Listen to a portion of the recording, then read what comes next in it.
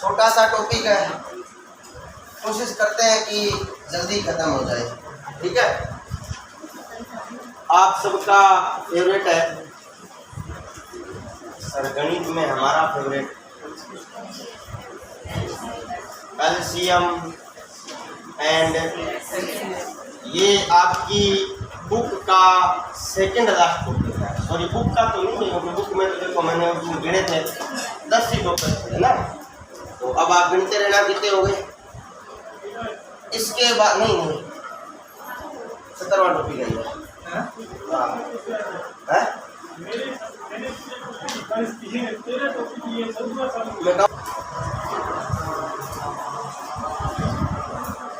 मैथम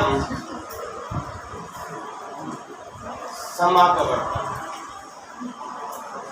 ठीक है, इससे पहले आप लोग छोटी सी कुछ चीजें सीख लो, यही सीख लो चाहे। एक तो होता है गुणज और एक होता है गुणनखंड।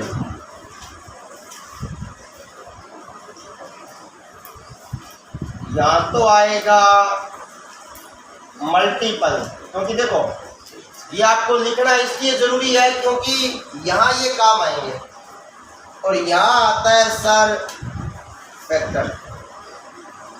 आगे क्या करने समझ। तो सबसे पहले तो अपने बात करते हैं गुणज या गुणनखंड की। देखो किसी भी नंबर के इन्फिनिट गुणज हो सकते हैं और किसी भी नंबर के केवल लिमिटली गुणनखंड होते हैं। गुणनखंड छोटी संख्या होती है, गुणज क्या होती है। अब आपको बोला जाए 2 के गुणज लिखिए। 2 के गुणज का मतलब होता है कि वह संख्या जिसमें 2 का पूरा पूरा भाग जाए वो सारी संख्याएं क्या कहलाती है। इसका मतलब सारी की सारी सम संख्याएं क्या कहलाती है, 2 का। अब बोला जाए 2 का गुणनखंड क्या होता है, 2 ही। ये 2 अपने अलावा किसी और के बारे में नहीं आता।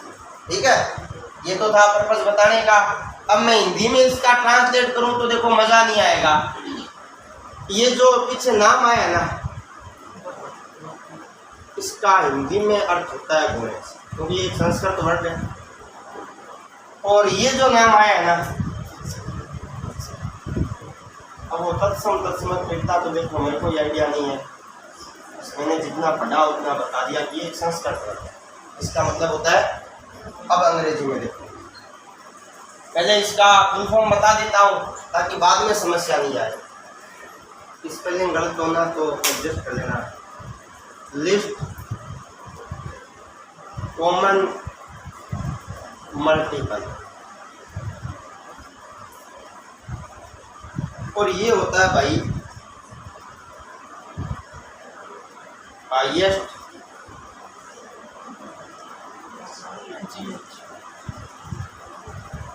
GH भी होता है ना,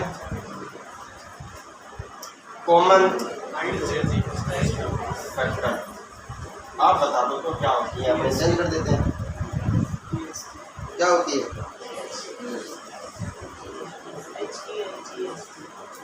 जल्दी बोलो। HIGH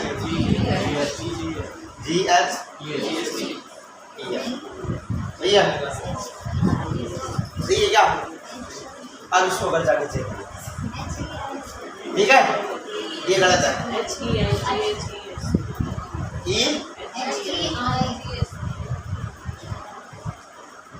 हाँ, वो भी घर जाके चेक कर लेना। ठीक है, अब आप इसको घर जाके चेक करना। ठीक है, अब यहाँ समझो बेटा, ध्यान से सीखना।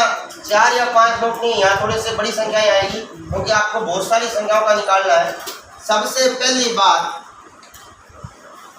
एलसीएम एक बड़ी संख्या होती है। बड़ी संख्या होती है, और यहाँ अगर मैं बात करूं तो HCF एक छोटी संख्या होती है। अब बात ये आती है सर HCF बड़ी संख्या होती है, लेकिन किससे। जो भी आपको संख्या प्रश्न में दे रखी है, एलसीएम हमेशा उनसे क्या होता है, बड़ा या बराबर होता है, और HCF उनसे हमेशा क्या होता है, छोटा या बराबर होता है। क्लियर होगी सर बात। इसके अलावा एलसीएम वह संख्या होती है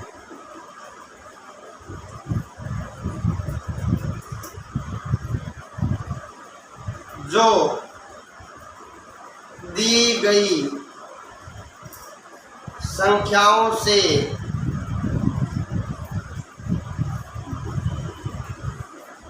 पूर्णतया विभाजित हो।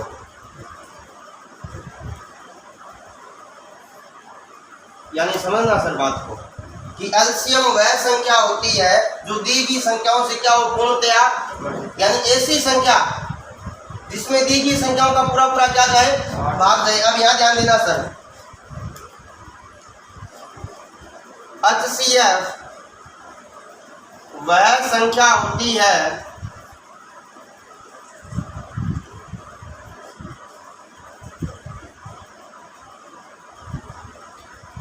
जिसका दी गई संख्याओं में पूरा पूरा भाग जाए, पूरा पूरा भाग जाए। देखो ये तो आई है परिभाषा। अब इसमें किसी को कोई किंतु परंतु है तो बोल दो। समझ में आ रहा है?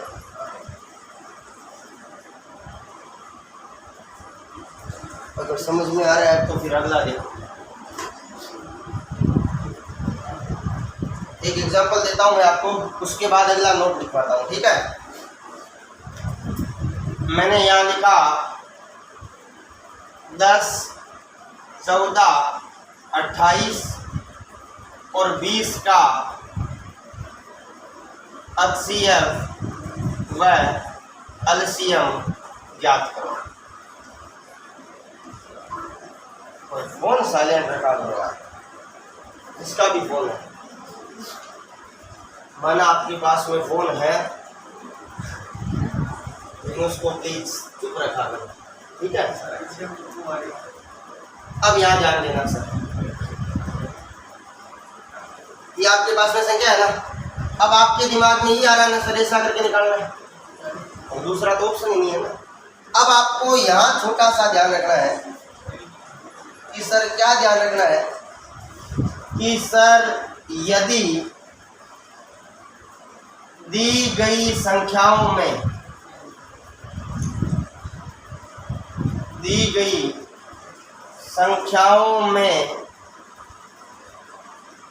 किसी संख्या का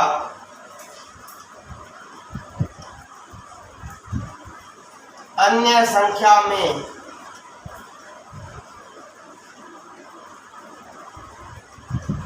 भाग जाए तो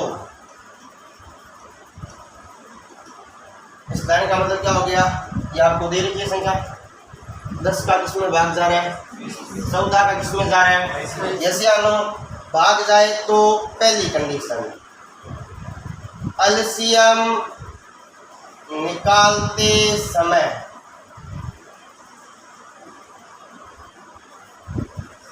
छोटी संख्या को छोड़ देते हैं। अगर आप एलसीएम निकालना चाहते हैं तो छोटी संख्या को क्या करना है, और अगर आप एचसीएफ निकालते समय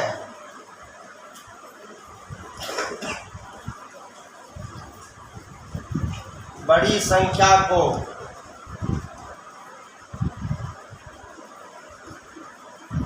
छोड़ देते हैं। अब यहाँ समझना ध्यान से, छोड़ने का मतलब इतनी देर आप क्या कर रहे थे, 4 संख्याओं को निकाल रहे थे। अब यहाँ पहले बात करते हैं अपने एलसीएम की, 10, 14, 28, 20। 10 का भाग 20 में जा रहा है, 10 को छोड़ दो, 14 का भाग 28 में जा रहा है। अब आप छोटा सा काम करो, 28 और 20 का निकाल दो। कैसे निकलेगा? 2 से। अब यहाँ दिमाग लगाया करो भाई, आपने क्या सीखा है, 2 से ही भाग देना है क्या? जिसका बड़ी से बड़ी संख्या का भाग दो ना, मना कौन कर रहा है? 4 का जा रहा है कितनी बार, और यहाँ कितनी बार, 7 5 3500। ये आपका क्या आ गया? आगे बात समझ में। अब यहाँ देखो 10, 14, 28। बात किसकी हो रही है? बड़ी संख्या को काटना है, इसको छोड़ दो। कितना आया? 10, 14। किसका भाग जा रहा है? 2 के जा रहा है दोनों में। 2 का यहाँ 5 और यहाँ, यानी HCF कितना है?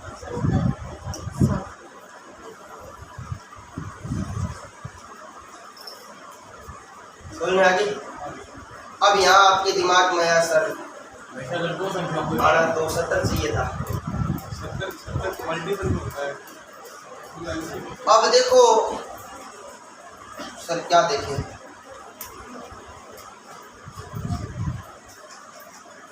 आगे ध्यान देना सर, आपका सोचना सही है। अब उसका रीजन सुनो। एलसीएम निकालते समय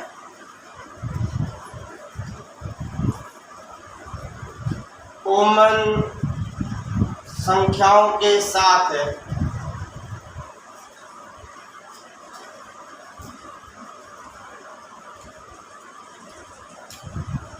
सभी संख्याओं की गुणा करते हैं, यानी जो कॉमन आई है उनकी भी गुणा करते हैं और जो कॉमन नहीं आई है उनकी भी क्या करते हैं? आपस में गुणा करते हैं। ध्यान से देखो भाई, इस बात का मीनिंग समझना।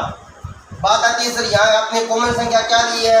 ये 4 है, वो कॉमन है क्योंकि 4 का भाग किसमें जा रहा है? 28 में भी जा रहा है और 20 में जा रहा है, यानी 4 दोनों में आ रही है। और अलग अलग 2 संख्या है, 7 और 5, तो इन दोनों का भी यहाँ आपस में क्या होगी? अब बात आती है सर अलग अलग आई करते, क्योंकि आप सारे जानते हो। अगले स्टेप में आप क्या लिखते हैं? यहाँ आता 1 और यहाँ कितना आता? अगले स्टेप में क्या लिखते हैं? यहाँ आता 1 और 1। अब तो हुआ ना चेक पूरा। अब आपस में क्या करते हैं? अब हमें यहाँ एक करके दिखाना थोड़ी है। बात समझ में आई या नहीं? आपको तो डायरेक्ट अब आगे ध्यान दो। यहाँ हमने एक्सेप्ट में क्या किया? 2 का भाग इसमें भी जा रहा हो रहा है, यानी हमने केवल वो ही लिया जो क्या आ रहा है? कॉमन आ रहा है। यस या नो? तो आप यहाँ लिख सकते हैं कि सर HCF निकालते समय, HCF निकालते समय कॉमन संख्याओं की गुणा करते हैं। अगर आप HCF निकालते हैं तो कॉमन संख्याओं की क्या करते हैं? अब दिमाग में आता है सर यहाँ तो गुणा नहीं किया आपने, तो यहाँ तो कॉमन आया भी तो अकेला ही है ना, अकेले को आप इससे गुणा करोगे। समझ में आ गई सर बात? अब आगे हो ध्यान दो। थके तो नहीं होना क्या? थके? अब आगे यहाँ ध्यान देना। घात वाली एक बार ही आएगा सर। हाँ ये कॉमन क्या हुआ?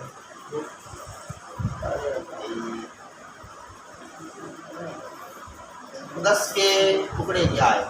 2 इंटू 14 के टुकड़े क्या है? 2 इंटू कॉमन कितना आ रहा है? मतलब 80 कितना आ गया? खत्म बात। इसी प्रकार यहाँ करोगे।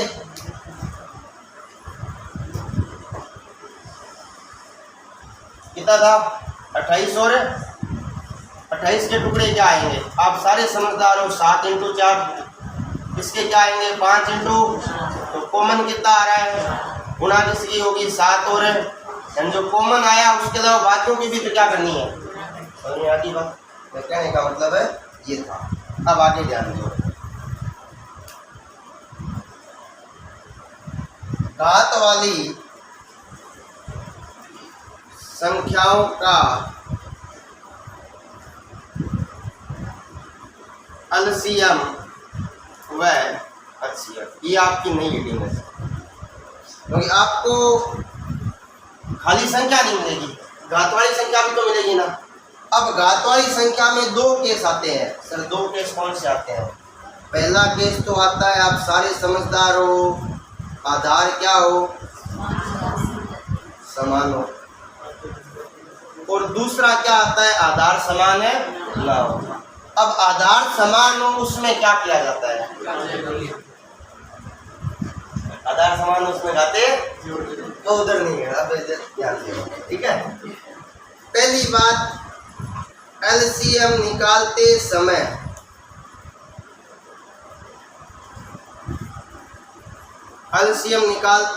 अगर देखो भाई, अगर आधार समान होगा मतलब सारा कॉमन ही आ रहा है। जैसे आ लो सबसे बड़ी घात वाली संख्या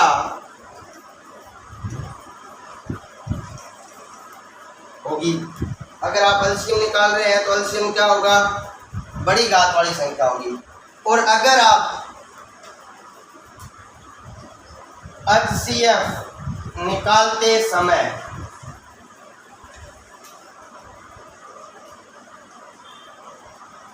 सबसे छोटी घात वाली संख्या होगी।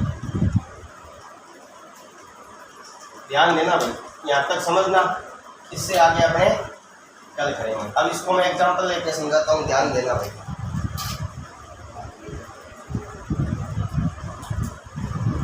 आपके सामने लिख दिया 3 की पावर 9, 3 की पावर 3, 3 की पावर 17, 3 की पावर 15 का एलसीएम व एचसीएफ। ध्यान दो सर, सबसे पहले बात करते हैं एलसीएम की। कुछ नहीं सोचना, इन सब में सबसे बड़ा कौन है? तो 3 की घात है। फिर बात आती है किसकी? एचसीएफ की। इन सब में सबसे छोटा कौन है? छोटी सी कहानी है। क्या है इसका आंसर? इसका सॉल्विंग। हाँ, एलसीएम में क्या होता है? सबसे बड़ी घात, और एचसीएफ में सबसे छोटी घात। सॉल्विंग करना है, सॉल्विंग। नहीं, इसको कैसे सोच रहा हूँ? 3 की पावर 17 तो यहाँ की बात। अब 3 या 4 पॉइंट और रह गए। एक तो रह गया दशमलव वाला, एक रह गया भिन्न वाला, और एक इसका सेकंड पॉइंट रह गया। ठीक है, वो अपने